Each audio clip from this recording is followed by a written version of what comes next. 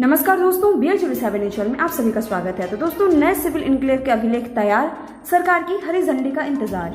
जी हां दोस्तों, दरभंगा एयरपोर्ट के विस्तारीकरण को लेकर राज्य सरकार काफी गंभीर है। यहां बनने वाले नए अस्थायी टर्मिनल भवन एवं रनवे विस्तार के लिए भूमि अधिग्रहण से संबंधित तमाम अभिलेख जिला प्रशासन ने तैयार कर लिए हैं।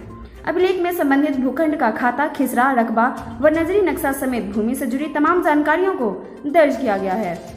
जिलाधिकारी डॉक्टर त्यागराजन SM ने शनिवार को समग्र अभिलेख मिथिला प्रमंडल के आयुक्त मनीष कुमार को भेज दिया है। आयुक्त द्वारा अभिलेखों का अवलोकन करने के बाद राज्य सरकार को भेजा जाना है। साथ ही सरकार की हरी झंडी मिलने के बाद भूमि अधिग्रहण की प्रक्रिया शुरू हो सकती है।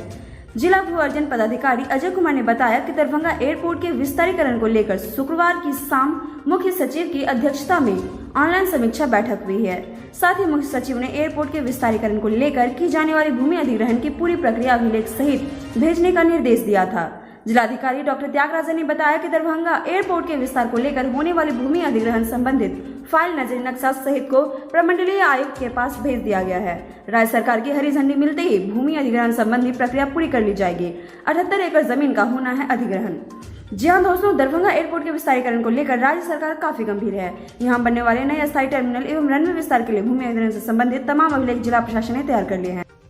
तो दोस्तों, इसी के साथ हम लेंगे आपसे विदा और दरभंगा से जुड़ी तमाम खबरों के लिए आप हमारे चैनल के साथ बने रहें और सबसे जरूरी बात, सब्सक्राइब करना बिल्कुल भी ना भूलें और बेल आइकन जरूर प्रेस कर लें ताकि हर अपडेट समय के साथ हम आप तक पहुंचाते रहें। शुक्रिया।